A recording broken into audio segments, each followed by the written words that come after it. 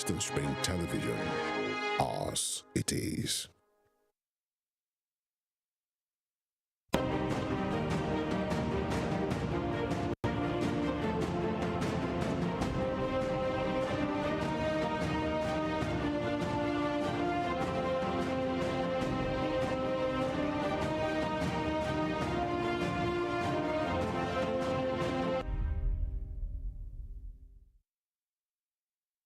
Good afternoon and welcome to Spring News at 12 on Western Spring Television. Here are the top stories of the news. Federal government announces suspension of COVID-19 tests for travelers. APC presidential candidate promises to end insecurity in Kaduna. On the foreign scene, Belgian investigators search offices at European Parliament over bribery allegations. My name is Tunde Ido. The federal government has approved the immediate relaxation of the COVID-19 safety measures and travel advisory, including the suspension of all pre-departure, pre-boarding, and post-arrival PCR test requirements.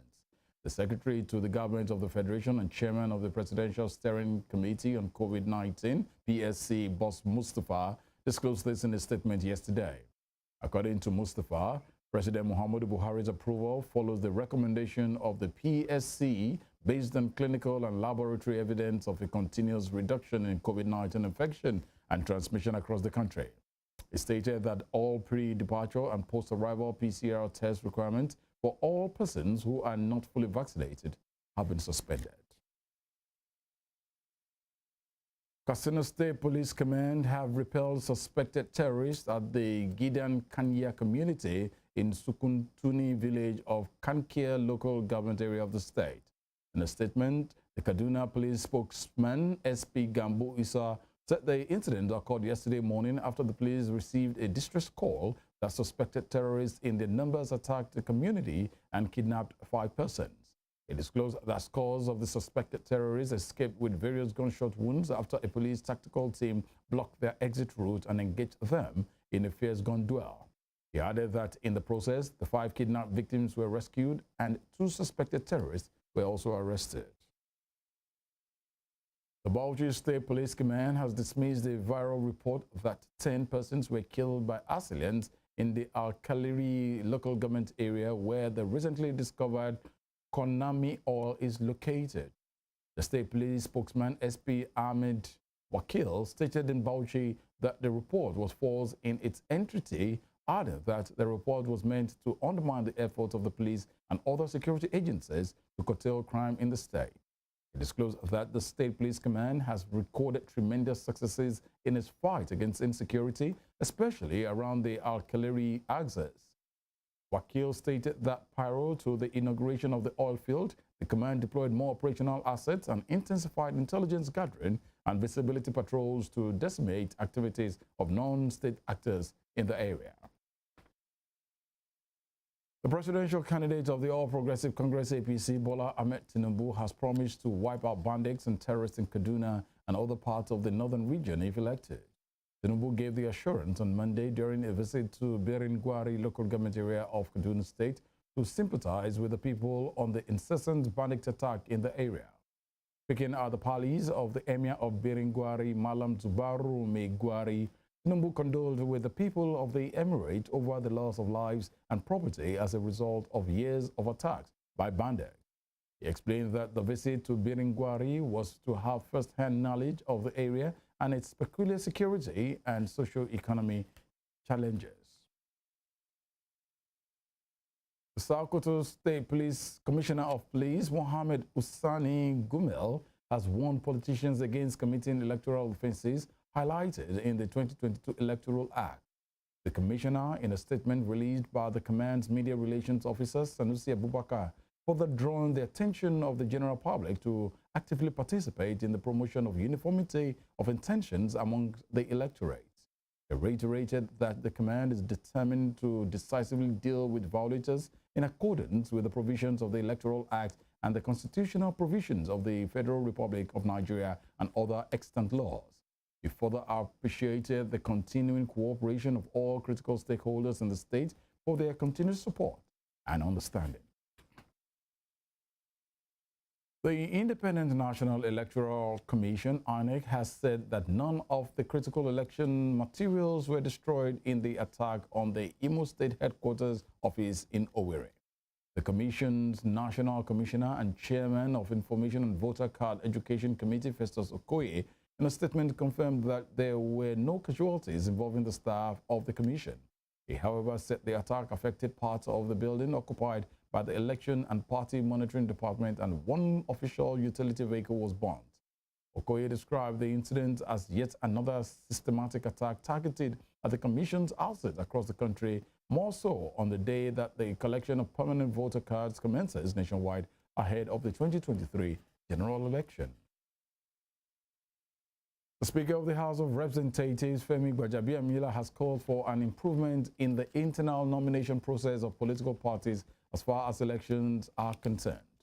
Gbajabiamila made the call while delivering a paper at the second edition of the Distinguished Parliamentarian Lecture Series organized by the National Institute for Legislative and Democratic Studies in Abuja. He stated that the country needs to improve its electoral laws to enable far-reaching reforms to improve the process through which political leaders are elected. The Speaker noted that so many areas of the nation's life still fall far short of its best aspirations, including the country's system of policing and the judiciary, as well as infrastructure and public services.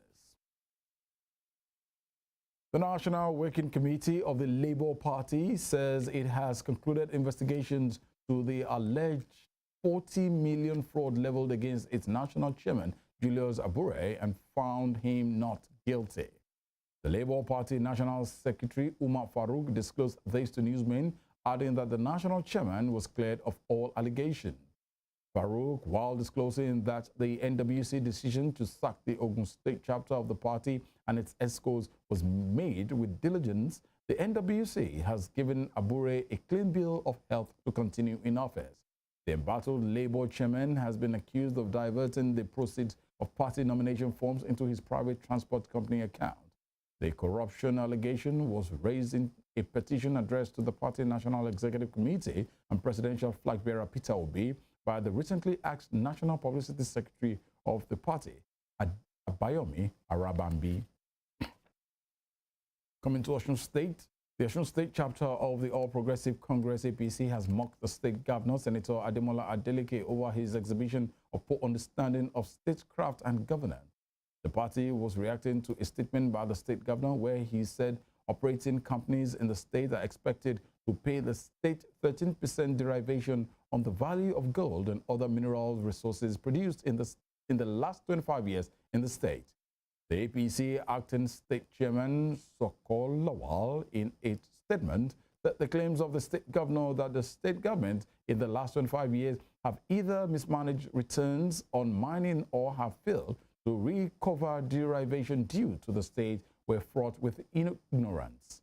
According to Lawal, the statement of the governor are ones made out of ignorance and mischief designed to embarrass previous governors of the state. Lawal explained that miners pay royalty for every ounce of gold or solid minerals extracted in the state to the federal government because mining is under the exclusive list. It will be recalled that Governor Adeleke had made the claim during the inauguration of the Revenue Committee and Solid Minerals Committee set up by his government. There was a fire incident at the defense headquarters in Abuja yesterday afternoon. The inferno, whose cause was yet to be ascertained, was said to have occurred on the second floor of the defense headquarters. The Director, Defense Information, Major General Jimmy Akpo, confirmed the incident. According to him, the personnel of the Federal Fire Service and military personnel responded promptly, added that the fire had been brought under control and all staff evacuated. You're watching Spring News at 12 on Western Spring Television. We'll be right back after this break.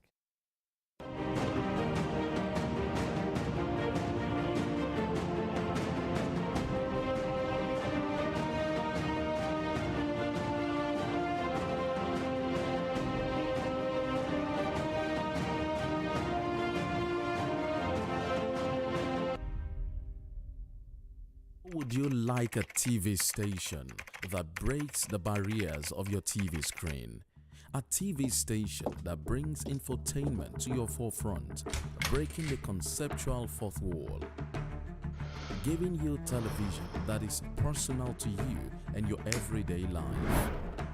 Indigenous broadcasting for every man, cutting across the shackles of age, class, and language. With the best of equipment in digitized broadcasting, at Western Spring Television, your television experience has never been this magical. We'll bring you the best in news and programs, breaking news to you as it drops from where it drops. Talk shows that keep you glued to your seats, sports programs not void of in-depth analysis, entertainment programs cutting across all ages, political analysis with all its accompanying controversies, social responsibility because we care. Western Nigeria gave us our first feel of television. Western Spring Television is taking us to the next level.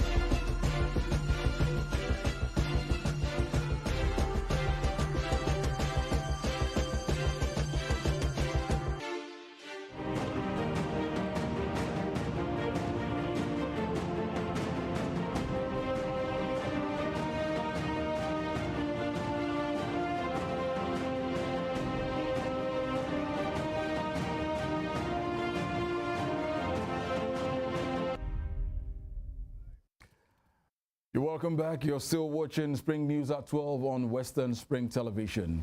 Moving over to Kebbi State. At least 14 people have died in an accident along Jega Koko Road in Kebbi State. The state police spokesman, Nafiu Abubakar, confirmed the accident, which occurred yesterday involving two trucks.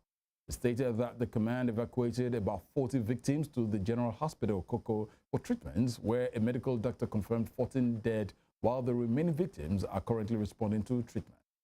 He revealed that the State Commissioner of Police, CP Ahmed Magaji Kontagora, commiserated with the families of the victims, praying that they have the fortitude to bear the irreparable loss.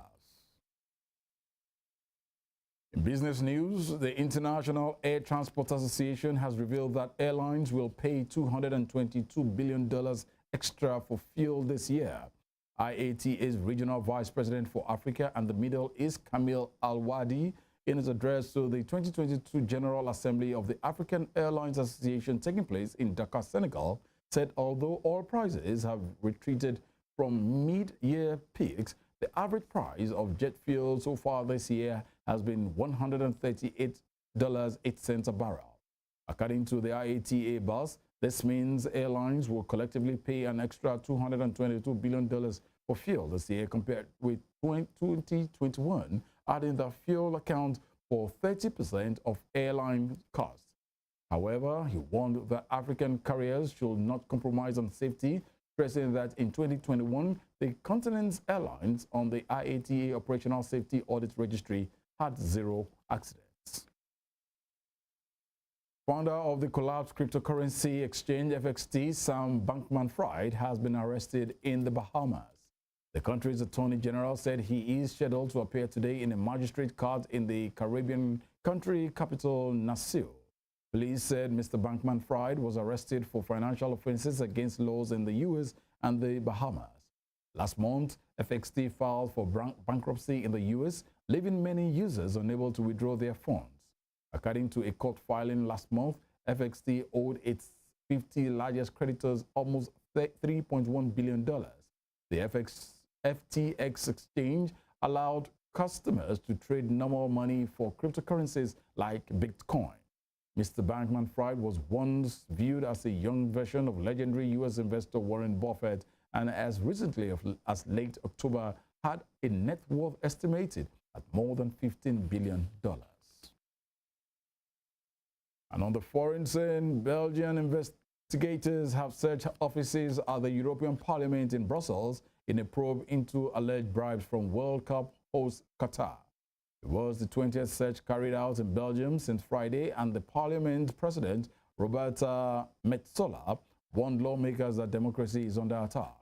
Belgian police have arrested 4 people, among them European Parliament Vice President Eva Kaili, a Greek lawmaker. Qatar has denied any wrongdoings. Belgian prosecutors said cash worth about 600,000 euros was found at the home of one suspect and several 100,000 euros in a suitcase in a Brussels hotel room. Computers and mobile phones were also taken. Anti-government protesters have blocked roads and stormed the international airport in Peru's second city, Arequipa, as deadly unrest intensified in the country. Supporters of leftist former President Pedro Castillo took to the streets in anger at his impeachment and arrest. Dina Boluarte, his successor and former deputy, proposed bringing general elections forward by 2 years to April 2024 in response to the protests.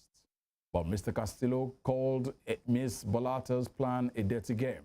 In a handwritten letter that he tweeted, he called Ms. Boluarte an usurper and said he had been kidnapped and humiliated. At least 7 people have now died in clashes with the security forces since protests erupted over the impeachment of Mr. Castillo last Wednesday. He was accused of corruption and detained for attempting to dissolve the opposition-controlled Congress just hours before it was due to vote on his impeachment. Dozens of leaders from across Africa are gathering in Washington for a major summit hosted by President Joe Biden. More than 40 heads of government or state, as well as African Union officials and business people, are due to attend the 3-day gathering.